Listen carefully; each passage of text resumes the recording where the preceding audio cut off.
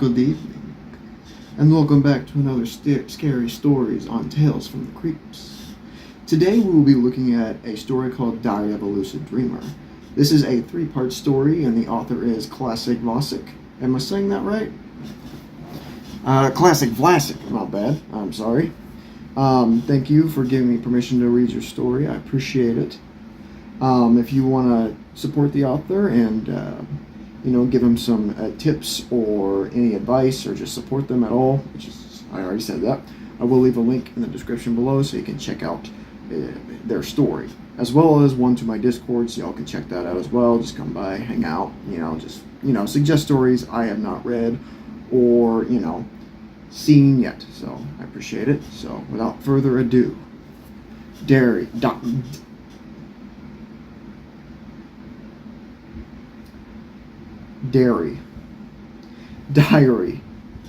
of a Lucid Dreamer. Lucid dreaming is when you are aware that you are dreaming, and you are able to exert some amount of control over the dream. If you ever want to become a lucid dreamer, don't.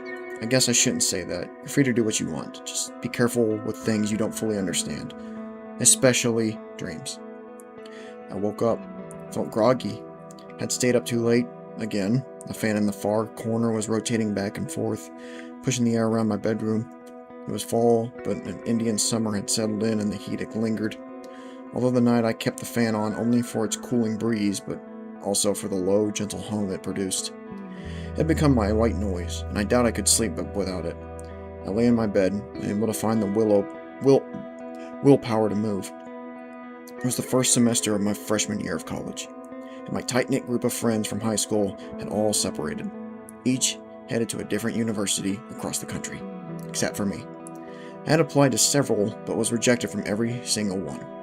Maybe it was for the best. I had no idea what I wanted to do with my life at 18. I had always been good at drawing, and I loved making sketches, but would art school have ever been a good career path? My mother didn't think so. She was a college graduate herself, and the daughter of a school teacher. She was adamant that I get a degree in a field that would actually translate to a solid career. With my options practically non-existent, that meant my local community college, a place where at best you could earn a 2-year associate degree in some trade, but I went so I could eventually transfer to a real university if I kept my grades up. This also meant I still lived with my mother, and for an 18-year-old, that was depressing. I was an only child, so my friends were everything to me. They were all living in stereotypical college lifestyle where we used to talk about dorms, parties, relationships, and here I was, lying in the same bed I'd slept in as a child. We promised to keep in touch, but I hadn't heard from any of them. Eventually, and with great effort, I slumped my way out of bed, put my clothes on, and took a left down to the hall to the bathroom. It was already 11 in the morning. I had missed my first class of the day, English literature. Whatever, I groaned to no one. My first year was mostly prerequisite courses. English, math, history, all the generic classes you suffer through before getting to the classes you actually care about. I hated almost all of them. The one course I didn't loathe was my afternoon psychology class. It helped that the professor, Mr. Campbell, was an amazing teacher. He was one of those teachers who genuinely enjoyed their job, and it showed. He was energetic, funny, and didn't take the course too seriously. He made an hour-long lecture fly by, and his class was famous for an easy A. Most days, it was the only thing I looked forward to. During one class, we finished a section in our book about sleep and dreams, and how we still don't fully understand their purpose and relationship to our mind and body. Then he turned to the topic of lucid dreaming. He explained it as a way to control your dreams, a state of mind that you can actually practice and master. He addressed the class dreaming like is sleeping. Oh my gosh. Dreaming is like sleeping at the wheel, except instead of crashing your car, the car is diving for you, going along whatever path it wants. But lucid dreaming is like waking up just enough to put one hand on the wheel and control the direction. Once you're aware of your dreaming, you can alter it. Having a nightmare? You can delete the boogeyman or just force yourself to wake up. Some research also claimed you can practice life skills, like public speaking or playing an instrument. But I still can't play the piano. He lightly chuckled to himself. So I'm not entirely convinced on that one. The room was silent. None of the students ever appreciated his jokes. The bell rang, signaling the end of the class for the day. Like an instinct upon hearing the bell, everyone began quickly packing their books, like always, and they were racing to get out. I briefly stayed seated. The professor tucked his papers and books under his arm like always. Before the students left, he finished off by saying, "If you want to try this out and go to sleep tonight, set an alarm to wake you up in a couple of hours. When it does, stay awake for about 30 minutes, read a book, play an instrument, do something creative, then go back to bed, and as you fall asleep, repeat in your head. The next time I am dreaming, I'll remember I am dreaming. Your body will go to sleep while your mind will still be alert, and you'll be more likely to enter an active dream cycle and take control of that wheel." And so, that night, I did just that. I went to bed horribly late, again, but this time, instead of sleeping until noon, I set an alarm clock to wake me up in a couple hours. Settled into bed and relaxed as best as my teenage angst would allow me, and repeated Mr. Campbell's mantra in my head. The next time I'm dreaming, I'll know it's a dream. I woke up. Waking up to an alarm after getting used to sleeping well into the day was a shock. I almost hit snooze, thinking it was morning, but then I remembered why I had to set my alarm in the first place. Forced myself up to a seated position in my bed, turning on the lamp to its lowest setting to the light wouldn't hurt my eyes. Mr. Campbell said to do something creative. I grabbed a sketch pad from my nightstand and had several all over my bedroom, filled to the brim with random sketches of creatures, robots, monsters, whatever was my new obsession. I recently watched a nature documentary on TV, so I drew a squid, its long tentacles stretching across the page and a splatter of ink coming from its body. I knew it wasn't my best work after just having woke up, but after what I assumed was 30 minutes, I put down the pad and went back to sleep. Thankfully, I didn't set an alarm this time. I closed my eyes and almost forgot the mantra. The next time I'm dreaming, I'll know it's a dream. I repeated it in my head until sleep took over me. I woke up. No dreams, not even the faintest memory of vague recollection of one. I turned to check the clock. 9 a.m., at least I woke up early enough to make my English literature class. Got out of bed and took a left to the bathroom to get ready. After a rather boring hour of fooling to understand what the hell Shakespeare was trying to say, made my way to the psychology classroom. Mr. Campbell started his lecture. Last time we spoke briefly about lucid dreams, the ability to realize you're dreaming and ways you can practice controlling it. But I'd like to start by going over the difference between the lucid dream and a vivid dream. Typically, when you fall asleep, you lose your conscious through the... Oh my gosh, I'm so sorry. Typically, when you fall asleep, you lose your conscious thought and the ability to think critically. In lucid dreaming, however, you can maintain your critical thinking, meaning you might see things that are abnormal or bizarre, but you're able to recognize them as out of ordinary or come to conclusions that you're dreaming. They can be small changes or very pronounced, and might not always make sense or be fully formed. In vivid dreams, everything seems real, everything has form, and you're able to recall it in high detail when you wake up, like a memory. But in vivid dreams, you're typically not in control and do not know that you're dreaming. These two dream states can fluctuate while you sleep. That's why you're able to recall certain aspects of dream, but not others. Remember, you're behind the wheel, which may be dozing off, letting the car drift back into its normal rhythm, but what you need to do is wake up. You need to wake up. You need to wake up. You need to wake up. Wake up. I woke up. Had fallen asleep in class. Mr. Campbell was staring at me with a quizzical look and said, "Are you really that boring?" A small chuckle spread across the classroom. "Sorry, Professor," I said, slightly embarrassed. Guess that's what I get for trying to lucid dream last night and wake up early enough to make English literature. The bell rang. I noticed the students linger in the classroom for the first time. Went over to Mr. Campbell, who was packing away his papers into his satchel. "Hi, Professor. Sorry about falling asleep." Looked up and smiled. "Don't worry about it. I've fallen asleep to plenty of teachers droning on subjects I didn't care about either." No, it's not that. I actually really like your class, and the topic we're covering right now is pretty neat. I actually tried lucid dreaming last night, like you said." His eyebrow raised slightly. "Oh, really? Any luck?" No, I don't even think I had any dreams. Dreams happen every night. There's no such thing as dreamless sleep. You just don't remember it. So, I guess it wasn't a vivid dream either? So you were listening. He finished packing his bag and looked back up at me before leaving the classroom. To some people, it comes naturally. To others, it doesn't. Try journaling. Keep a notebook by your bed. As soon as you wake up, write down every detail of your dream. Your brain will start to prioritize remembering, and you might be able to recall recurring signs, unusual people or places, or strange events. I'm not really big into journaling, but I do have sketchbooks. That'll work. Images can sometimes say more than words. Give it another go. You never know. And so I did. It was Friday, so I had 3 nights over the weekend to practice. Each night, I slept for a couple hours, woke up to my alarm, and sketched what I could recall. Then I went back to sleep, woke up, and sketched again. Sleep, wake up, sketch. I woke up. It was Monday morning. The room felt cooler than usual. The fan continued its slow rotation in the corner, humming softly. I flipped through the pages. It must have still been on a nature kick, because the drawings were all animals. Spider, an octopus, starfish, a crab. Turned the page. What was that? The drawing didn't resemble any animal I recognized. It was multi-limbed, but the joints bent at impossible angles. At the end of each limb were fingers split down the middle, then split again and again to smaller versions of themselves. My wrist ached. At the center of this thing was a dense black mass of graphite. Circle over, circle over, circle over, circle, pressed so deeply into the paper that the page had begun to warp beneath it. Must have ground the pencil down to its nub. Several pages underneath had been scarred by the pressure. I rubbed my thumb across it, and black dust stained my skin. Pinched it between my fingers, then tried to rub it off with my other hand. Graphite smeared along my palms, spreading across both my hands. A wave of panic overtook me. I began feverishly trying to wipe away the graphite, but I was only spreading it further. Up my wrist, across my arms, down my shirt, my face, then I tasted it. I woke up. I lurched up from my bed like a corpse suddenly brought back to life. I was sweating and panting for breath. It's only a dream, I reassured myself. I took a deep breath. Once I regained my composure, I got out of bed, already beginning to forget what had startled me awake so violently. I felt surprisingly alert despite 3 nights of interrupted sleep.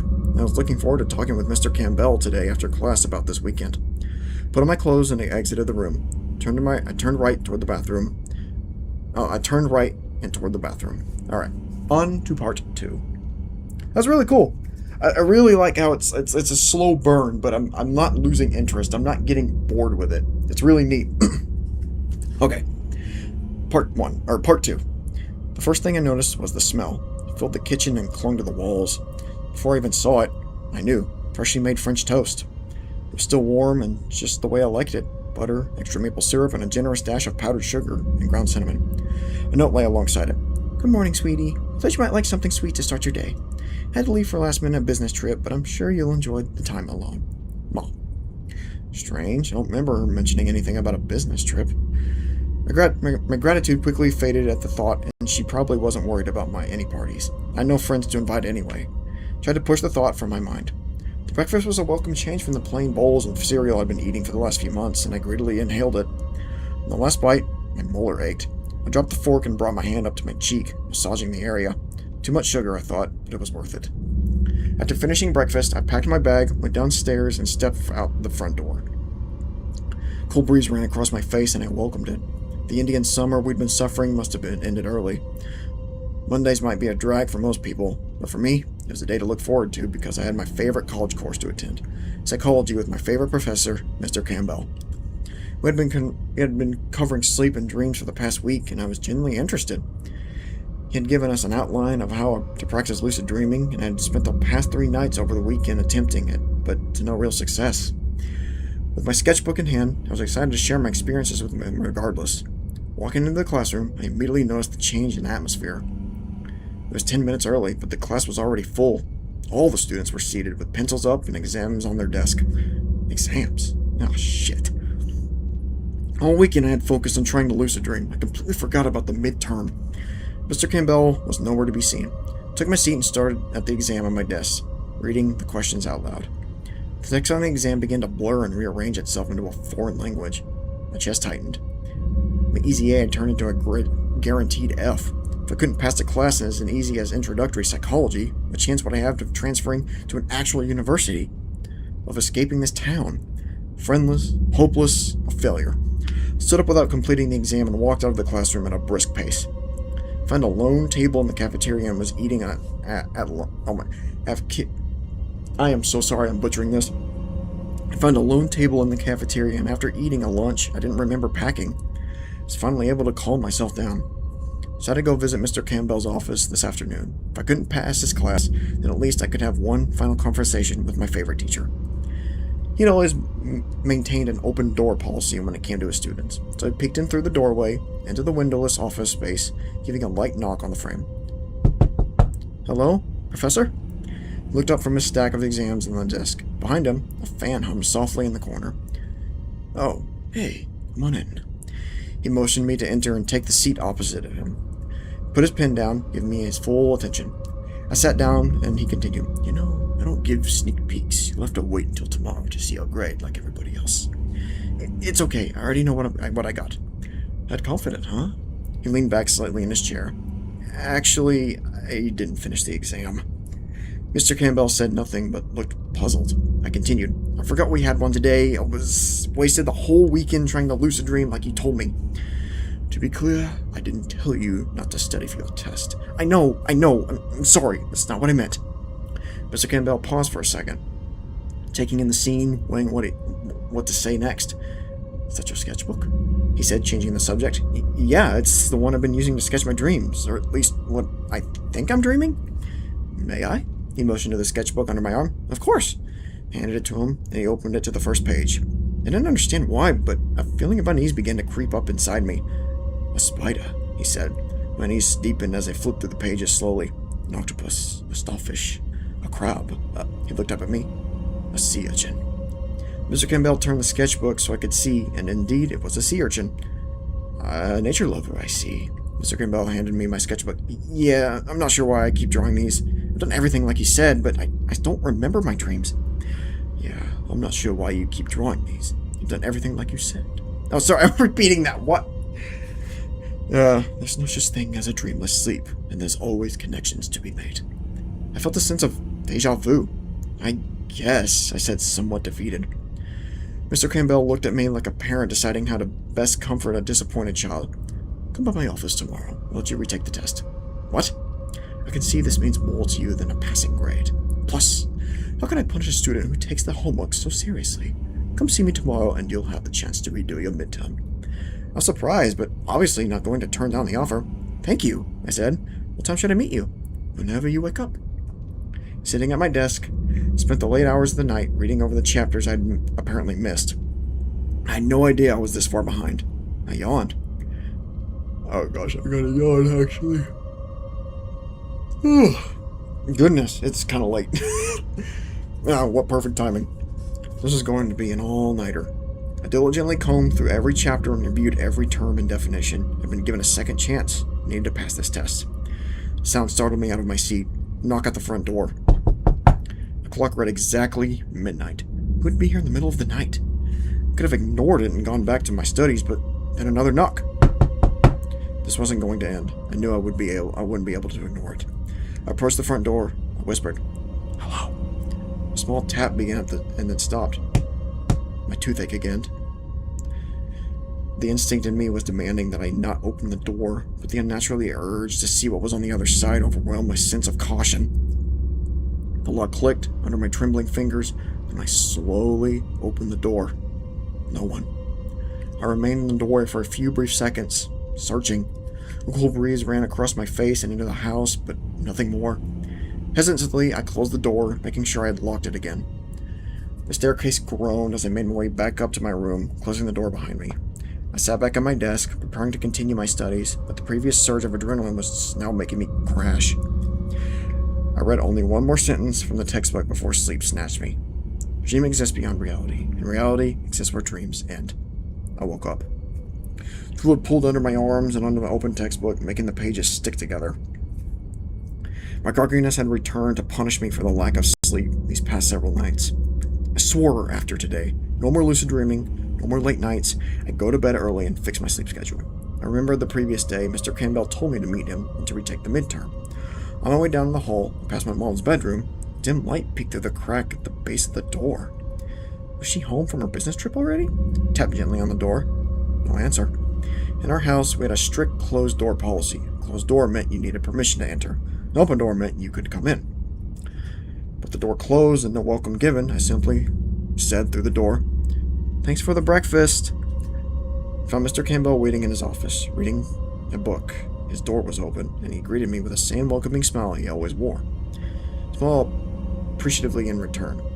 Taking my seat at the desk in the corner, an exam and pencil waited for me. Hours of cramming and half a semester's worth of knowledge into my head had paid off. I breezed through the first half of the exam with only a few questions giving me pause. Then I moved to the second set of questions. It became increasingly strange. How many nights have you stayed up late to practice lucid dreaming? What did you draw when you woke up? Why don't you remember your dreams? Put the pencil down and looked at Mr. Campbell, who was still reading. Professor, I must have gotten the wrong test. These questions don't make sense. They do, the professor says calmly, turning to another page. No, they don't. How many nights have I stayed up? What did I draw? This is wrong. The extra credit questions I put in for you since our last discussion. Please continue. From my brow in confusion, but ultimately looked back down at the test and continued reading. Which way is your bathroom? How tall is your kitchen? How many teeth did you lose? Did you open the door? Oh, this is giving me goosebumps. That's creepy. That's enough, I thought. I looked up again to confront Mr. Campbell more directly. He was looking straight at me. His book was face down on the desk. My arguments evaporated in my throat. Mr. Campbell broke the silence, sounding concerned. These questions are important. Why? Because you need to go deeper. I felt confused, uneasy. He changed the subject. Do you remember how you got here today? Of course. How? I drove, I answered immediately. Where are your keys? They're right here. I fumbled looking for them in both pockets. Nothing. Look again. Look thoroughly this time. Put my hands in my pockets again. Out came the keys. I stared at them and then back at the professor. A look of confusion must have been plastered on my face, but the professor looked just as concerned as I felt. I need to go home, I said with more confidence, certainly, than I knew I had. Entered through the front door, closing it behind me, and up to my room. What the hell is going on? I said to myself. The more I concentrated, the more I could recall. A failed test I knew I didn't have, turning right to the bathroom when I knew it was always been left. The weekend spent practicing lucid dreaming, the drawing. Was it really a sea urchin I drew? I took out my sketchbook, flipping to the last page. What I saw staring back at me was not what I saw in Mr. Campbell's office. It was a dark mass of multiple arms, ending in a multitude of protruding fingers. The memory came back in waves. Several pencils scattered across my blanket, some broken in half. The joints of my hands were stiff. I'd been gripping the pencils for hours. The dark center of the figure growing larger with every stroke. I closed the sketchbook before it became lost in the recollection. I said to myself aloud, okay then, let's test this. I walked to the open doorway of my room, facing out toward the hallway. The bathroom should be on the left. Turn left, no bathroom. I reset. Turn left again, no bathroom. Turned right, bathroom. No. The bathroom had always been on the left. Why is it on the right? My head began to spin. I stumbled to my bed and sat on the edge, closing my eyes and rubbing my fingers against my temples. I wanted this to end. I wanted everything to go back to normal, back to when everything made sense and I wasn't the lonely social recluse I'd become. God, why I want my friends back. Why hadn't I heard from them? Why did they abandon me? A knock at the door. Not a tap, not a bang, an even three-toned knock. Suddenly, I found myself at the front door. This time, without hesitating, I opened it. There, sitting on the porch, were my friends. All of them. Adam smiled with the same perfectly straight teeth he had gotten after years of braces. Brittany leaned against him. They'd been high school sweethearts. Curtis wore the same troublemaker smirk, and Dennis waved softly, my best friend. I had no siblings. I never knew my father, and my mother was barely present in my life. But friends were everything to me. They were family.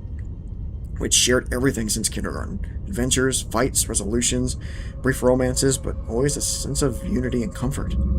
Seeing them stand there filled me with an emotion I couldn't possibly describe. They couldn't be here. They were attending universities across the country. I knew it was impossible.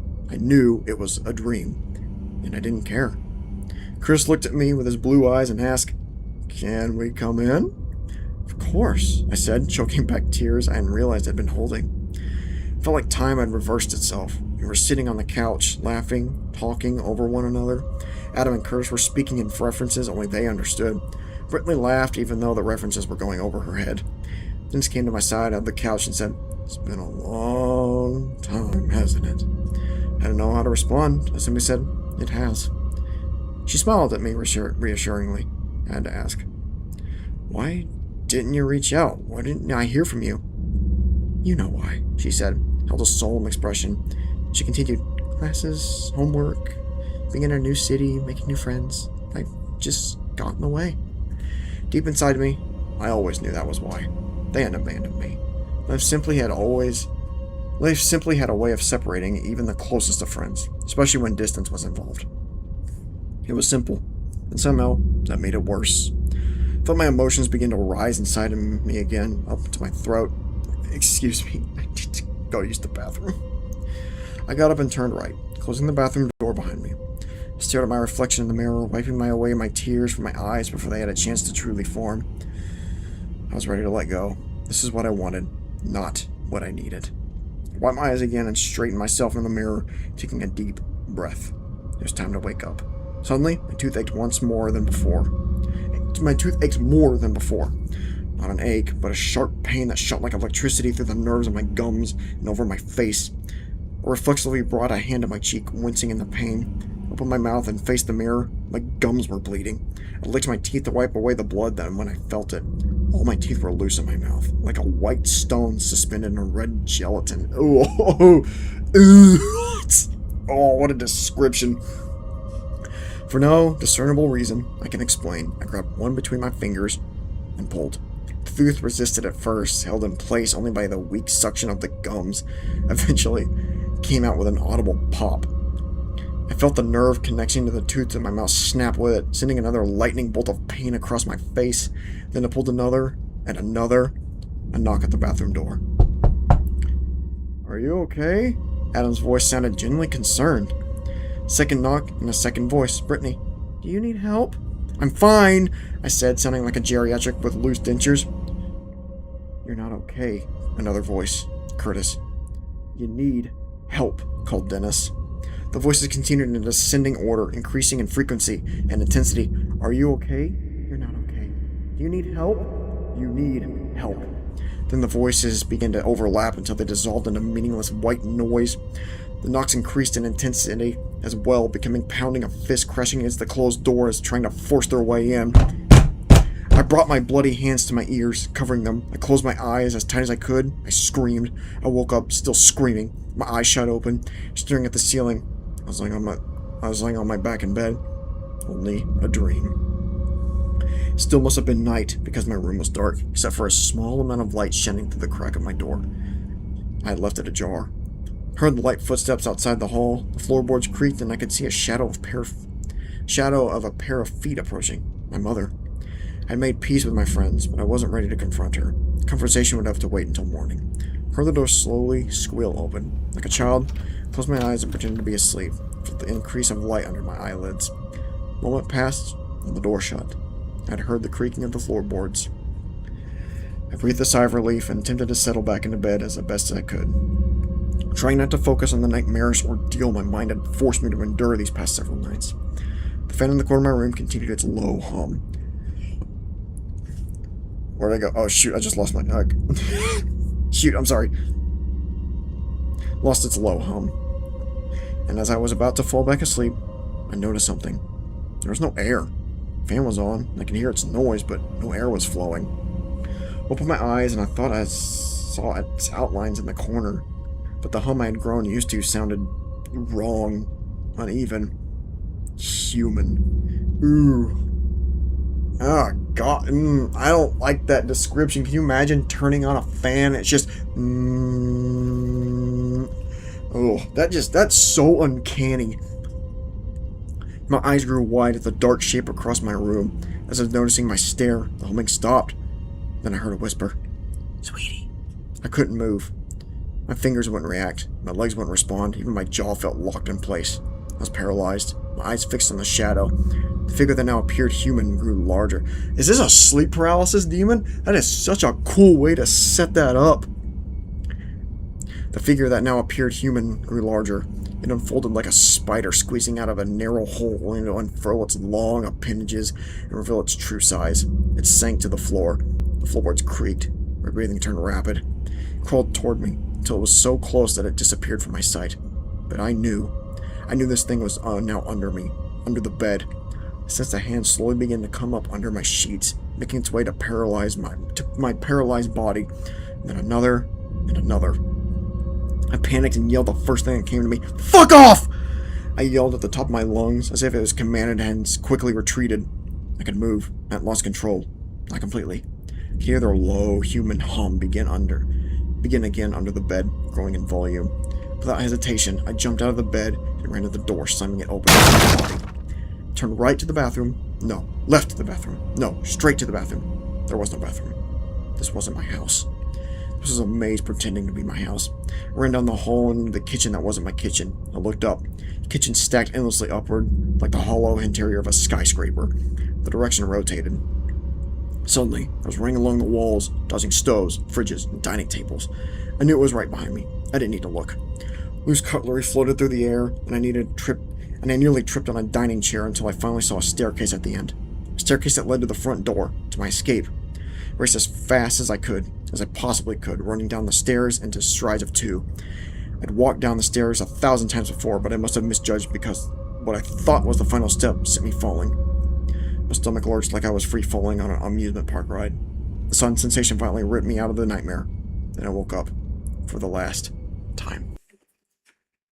Dude, this is sick. I love the descriptions of this story. It's awesome. Alright, before I start the final part 3, I'm going to pause real quick so I can get some water. My throat is drying up. Okay, I've returned. Alright, I woke up for the last time. That's what it wanted me to believe. The half-failed bottle felt slippery in my hand. What the flip just hit my window? It is almost 12 o'clock at night, and something literally just tapped on my window. Dude, I'm getting freaked out. Ooh. Alright, I'm sorry. I didn't mean to. I woke up for the last time. That's what it wanted me to believe. The half-filled bottle felt slippery in my hand. My ankle was swollen like a balloon. My punctured arm was turning purple. I was literally falling apart. The counter of the car was barely visible, with the only dim headlight to provide a weak, reflective glow over the winter's shifting surface below me. The nights were getting longer. I could feel the darkness growing stronger, slowly eating what light remained of the shrinking days. I took a greedy gulp. My empty stomach warmed like a furnace that spread the heat to my head. At least my mind still remembered what alcohol tasted like. I felt like time was the first piece of reality to disappear. I couldn't recall how many days had passed. Leaning back in the front seat, I recalled the events that brought me here, waking up in the damn bed before final time. What surprised me was the silence. For the first time I could recall, I didn't wake up screaming, eyes shooting open, or launching myself out of bed in a desperate panic. This was new.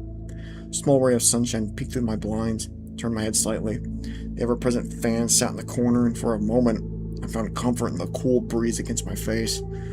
Then I frowned.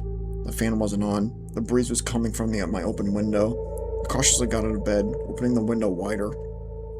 I gazed outside my second-story room, half expecting to be greeted by a Salvador Dali hellscape, but what I saw outside was incredibly normal. It was a gentle dawn, and in all appearances seemed like the typical suburb of my small town. Things felt out of place. Down the street, a man walked from house to house, approaching each front door, but never ringing or knocking. Simply walking up and leaving to repeat the action at the next house if it's stuck in a loop. Our next door neighbor, old man Mira, stood at the front of the house, watering the lawn with his dog. Something about the dog seemed wrong. Its tongue hung too low, its teeth looked too sharp, its body too large. I blinked. The image of a dog appeared, wagging its tail as if it caught me staring and corrected itself. It noticed me and growled. I quickly retreated through the window. The thought entered my head. Look thoroughly, I said to myself. I began to examine my room carefully for inconsistencies, though nothing seemed out of place. The fan, the desk, the bed. Then I approached the bookshelf. The Neuroscience of Dreams, Fundamentals of Sleep and Circadian Science, Principles and Practice of Lucid Dreaming. I had no memory of these books. I stood puzzled, waiting for an answer that never came. Then I noticed the framed pictures scattered across my room. Most were of me and my friends, all normal, except those of my mother. In every picture, my mother's face had been obscured beneath thick strokes of pencil. Every photograph, every frame. I could remember doing that. A knock at my door startled me. On instinct, I ran and held it close tight. We had no locks on the inside of the house, except for the bathrooms, but I knew I didn't need a lock. I just needed the door closed. As long as I gave no permission to enter, I'd be safe. I waited. No further knocks, but a different sound. A clink on the floor. Then I noticed a familiar scent. A freshly made plate of French toast. The flashbacks vividly appeared in my mind. It had lured me out before with the promise of a sweet breakfast. An entity. A dark mass with twisted arms that split into countless fingers had invaded my dreams. It stalked the memory of my house, wearing my mother's face and beckoning me to open the door. My head throbbed. Did you open the door? That's what it had asked me. Mr. Campbell. Mr. Campbell, my college psychology professor. It was all coming back to me now. My conversations with him began to fill my head. He'd been trying to help me, to wake me up. If there was anyone who knew how to escape this dream, it would be him. I reached the front doorknob. No, that's what I wanted. It had already consumed the memory of my friends and my mother. What if Mr. Campbell was next? I couldn't risk relating it to him. Footsteps Sorry. Oh, excuse me, I had to burp. Apologize. The footsteps receded on the creaking floorboards, and then a smell of French toast lingered on the other side. I needed to figure out how to finally wake up. Grabbed the first book I saw and read it from the cover to cover. My stomach ached. The smell of French toast should have faded. Instead, it grew stronger. I grabbed another book, then another, then another. I read through the day. I read through the dark. I read through another sunrise. A knock at the door suddenly snatched my attention. Sweetie? I didn't answer. Sweetie, I wish you'd let me in. You haven't eaten. I'm fine, I groaned. A brief pause. I have your best friend Dennis on the phone for you, downstairs in the kitchen. She wants to talk. She called? After all this time? I wanted to hear her voice, to tell her how I've been, to ask how she was. I got it from my desk, heading to the door. No. Another trick. I'm busy. She's worried. I'm worried. You would just let me in. The doorknob began to turn. I knocked my chair to the ground and lunged at the door, keeping it shut. You're not welcome in here. You cannot come in. I heard an audible gasp and a plate shattered outside. They came sobbing and retreating footsteps. I ignored it all and continued reading, searching for answers. Another day slipped into night. My eyes burned. The words melted off the page. Open books covered the floor. Sleep studies, dream journals, lucid dreaming manuals. None of them explained why I couldn't wake up. The smell of French toast now stuck to the walls, turning the ocean tempting scent to a sticky, sweet odor of decay. I couldn't do this on my own. I needed to see him. A final knock at the door. I told you you're not welcome! She ignored me. Sweetie, I know it's been difficult, and I'm sorry I haven't been here for you, but I'm scared that this is getting worse. I brought someone who might help. For the first time in a long time, I genuinely listened to her. There's a gentleman with me, and I think he can help you. I approached the door, but hesitated. Professor? Silence answered me. Then in response, no, this is Dr. Persons. I'm a psychiatrist. My hope deflated. I pressed my back against the door, sliding down to a seated position on the floor. Your mother tells me you have been in your room, refusing to come out or eat. She's worried. A headache formed. Closed my eyes, pressing them with my palms until colorful, kaleidoscopic images began dancing beneath my eyelids. The man continued. I understand you're upset. You probably want to be left alone. I'm just here to make sure you're okay. I didn't answer. I want to help you get through this. I'm fine. It's good. You're in control here, and we don't need to talk about it right now. Is there something I can do to help you? I need to see Professor Campbell, I said desperately. The man didn't answer. Murmured voices drifted through the door, and I caught a whisper. Does he know? Know what? I yelled through the door. Sorry, let me redo that. Then I caught a whisper. Does he know? Know what? I yelled through the door. What can't I know? The man changed the subject. It's been a long night. Would you be willing to open the door just a crack so we can talk? I screamed at the top of my lungs. I'm not opening the door! You think I don't know? I know what's real! I sprang out from the floor, grabbing the chair from my desk and lodging it under the doorknob, and I'll prove it. The thought occurred to me days ago. I couldn't open the door, but the window had opened the entire time, and nothing had happened. I grabbed my jacket and flashlight and hurried out the second-story window, mentally preparing myself for the fall to come. Jumped into the bushes, thinking they'd cushion me. They didn't. I rolled my ankle, holding back a gut-wrenching scream. Looked up at my window. I looked up at my window, thinking they'd be searching for me. Nothing. Crawled through the thicket and thorns, my ankle throbbing, and out of the end of Mr. Myra's side of property. Before I could take a breath, I heard its slow, wet growl. Old Man Myra's monster. Slowly raised to a crouch, not breaking eye contact. In the darkness of night, it was hard to make out its features, but the silhouette was apparent enough. Large, hunched, undulating with pent-up aggression. It growled again. I growled back. It had come to bar my path, but I was not going back to my cell. It lunged at me with an impossibly large mouth filled with razor-sharp teeth. Instinctively, I brought my arm up to protect my face as it latched on. The pain was incredible, overtaking any reminder of my ankle. I grabbed its matted fur by the head, shook its clamped jaw violently, and I could feel the tissue of my arm being shredded to the bone, tendons snapping. I reached for its bulging eye with my free hand, pressing my thumb deep. The monster squealed. For an instant, beneath my hand, it felt impossibly small. Then the feeling vanished. I released its jaws and wrapping my good arm around its throat, adrenaline overtaking me. It fluttered wildly, trying to scratch at my face, but I didn't let go. I squeezed harder. Its body thrashed, its breath wheezed, it jerked once more. Then it was still. Then I let go. My world was shaking around me, like the foundation of reality was being peeled away. Sound felt distant, my vision blurred. I couldn't feel a thing. But by the time I had regained my senses, I was already stumbling through the college campus to the professor's office. His door was closed. Locked. Mr. Campbell would never have left his door closed, much less locked. He always maintained an open door policy with his students. I ran my shoulder against the door. Once. Twice. A third time.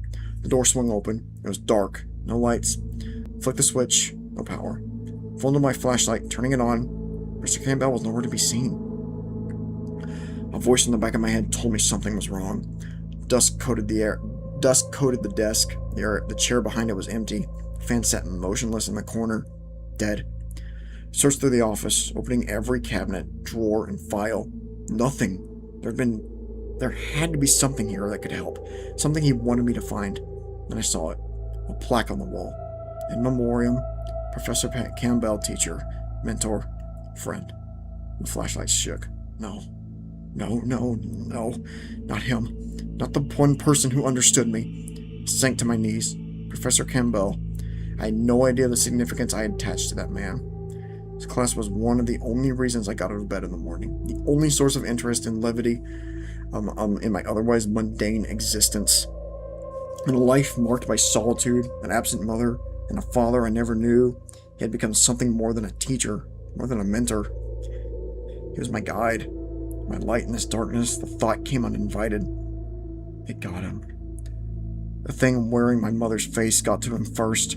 I managed to stand up, and when I gazed up at the bookshelf, I was dumbfounded.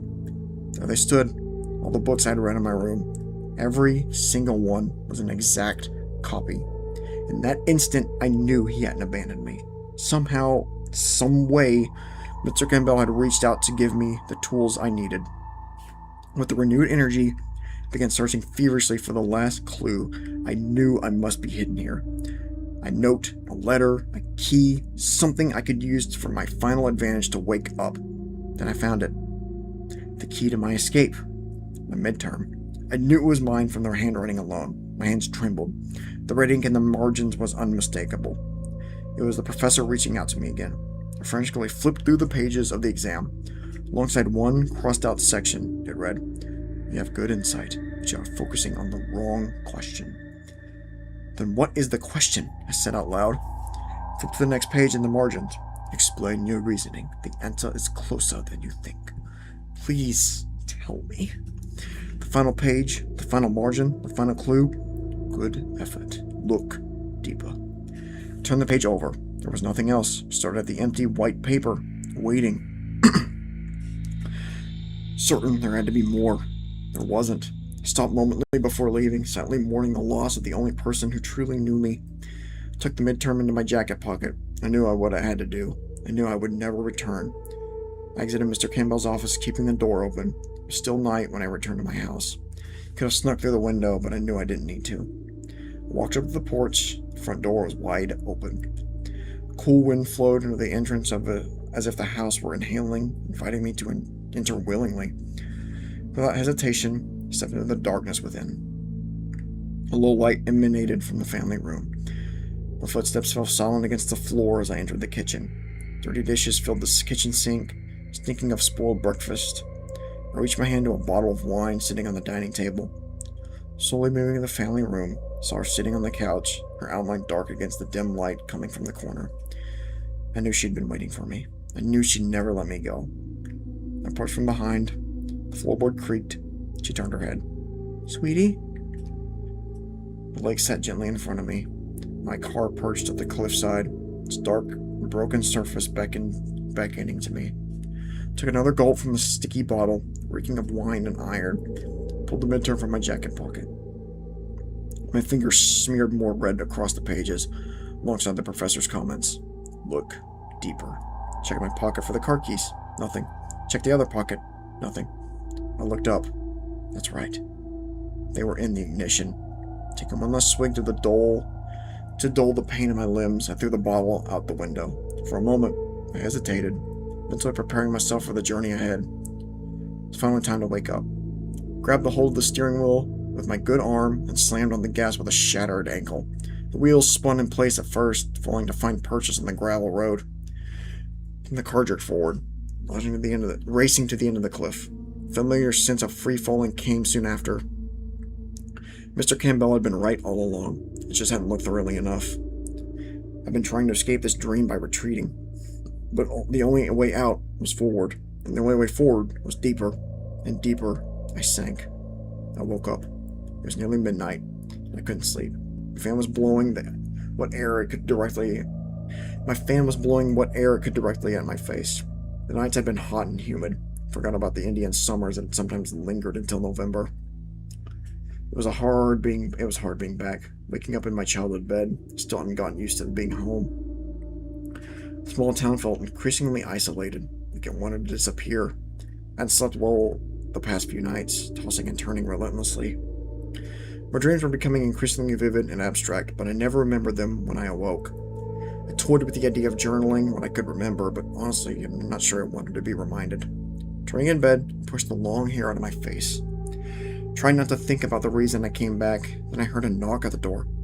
"Come in," I said. The door slowly opened. The lights flicked on. My father. "Hey there, sleepyhead. Still not getting any rest?" I pouted and shrugged. "Yeah, me neither." Came in and sat on the edge of my bed. "You don't have to go tomorrow," offering me an escape. "I know, but I feel like I should be there." Turned to face me. The look on his face was a concerned father wanting to protect his daughter. "None of this was your fault. You know that, right?" "Maybe. I should have called more often, or come visit sooner." He stopped me, gently but firmly holding my hands. "It's not your fault." I resigned myself to silence. He slowly got up, never breaking eye contact with me. "You know, she wasn't your neighbor anymore." "I'm going," I said firmly. "Okay. At least sleep in." Made his way to the door, but before exiting, he turned one last time. "Don't worry. I'm sure they'll find your friend. I love you, Dennis." Carefully closed the door behind him, but kept the light on. What? What? What happened? Why are we in Dennis's perspective? What a jump! I turned onto my back when I saw it, hanging high in the corner of my ceiling. It contrasted sharply against the white painted of the wall, as if it was concerned at all about being hidden. A black spider. I stared at it, and it felt like it was staring back at me. I wondered what it might have been thinking. If anything, was it eyeing me like a tasty morsel? Did it even conceive of me at all? I was never much of an animal lover. Before any more thoughts crept into my head, exhaustion suddenly washed over me. I closed my eyes, while drifting to sleep. The spider hung motionless in the corner. The fan hummed softly in the background. It was going to be a long night.